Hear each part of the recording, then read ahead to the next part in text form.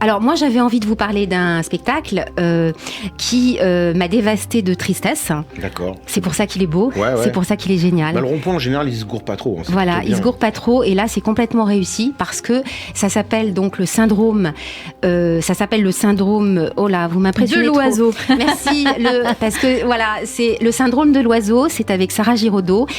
C'est un spectacle magnifique, hyper triste, hyper déprimant, mais pas que. Comment survivre dans un monde où chaque mot peut tuer, où le passé n'existe pas, où l'avenir n'existe plus, où la folie est devenue l'ultime refuge. Ce sont les questions que pose donc un auteur, Pierre Tréhardy, l'auteur de cette pièce, donc le syndrome de l'oiseau, que joue actuellement Sarah Giraudot et Patrick Dassumsao au Théâtre du Rond-Point. C'est en fait un huis clos entre un tortionnaire et sa victime, un véritable thriller qui se déroule dans une maison isolée mais qui pourrait tout assez bien se dérouler chez nous, chez nos voisins. C'est une mise en situation de l'épouvante qui est incarnée avec beaucoup de subtilité et de poésie par ces deux comédiens et dont Sarah Giraudot a assuré avec Renaud Mayer la conception et la mise en scène. Quand on vous entend, Hélène Kuttner, je ne sais pas, une réflexion comme ça, la pièce fait un petit peu penser à l'histoire de peut-être Natascha Kampusch, cette fameuse jeune Autrichienne qui a été séquestrée et qui a un peu stupéfait le monde entier. Le monde entier, tout à fait. C'est exactement ça, Cyrielle. C'est une jeune femme qui est restée avec un prédateur pendant des années. C'est exactement le sujet de la pièce. Mais l'auteur de la pièce, donc Pierre Tréhardy, ne cherche pas à être simplement réaliste, à livrer des détails graveleux, grivois, pour choquer. Il nous plonge vraiment dans la situation qui est qu'un homme pousse à persécuter une jeune femme, à la soumettre de manière amoureuse, en poussant donc à la perversité jusqu'à la séduire par la violence. Parce qu'il faut qu'elle accepte d'être enfermée. Et Ève, c'est une jeune femme qui agit comme une jeune fille. Elle est tétanisée par Franck, qui se fait appeler Adam, comme s'ils étaient au paradis, en fait. Ni le passé ni le futur n'existent. Ils vivent tous deux dans un sous-sol, dont seul l'homme à la clé pour qu'elle ne soit pas tentée de faire autre chose que de laver le sol ou repasser son linge. D'ailleurs, quand il part, il la menotte, normal. Sarah Giraudot déambule telle une somnambule, une poupée de chiffon totalement soumise à la tutelle de Franck. Elle guette un ray de lumière à la fenêtre grillagée.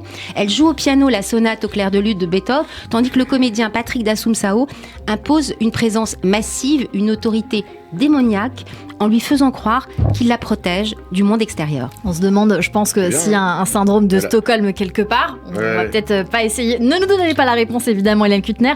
Mais l'oiseau en question, c'est donc la jeune femme qui vit enfermée comme dans une cage. C'est exactement, c'est un oiseau. C'est exactement le syndrome de Stockholm, qui est effectivement, c'est exactement ça, qui est le fait que ce sont des otages qui vivent longtemps avec leur geôlier et qui développent une empathie, un amour. Quand elle va d'ailleurs tenter d'échapper à l'emprise de Franck, elle ressent de l'amour, ses réactions seront parasitées par la dépendance qu'elle a développée durant ces années. La comédienne Sarah Giraudot est totalement magnifique, c'est un rôle extrêmement difficile, elle est en survivante, en décalage avec le réel. Patrick Dassumsao, le bourreau, il est magnifique aussi. On le voit surtout au cinéma et à la télévision. Et là, c'est un salaud tordu, dangereux, amoureux. Il le joue avec une sincérité totale. Ces deux comédiens nous embarquent dans ce thriller et on tremble, Cyrielle, durant 1h30 jusqu'au dénouement final.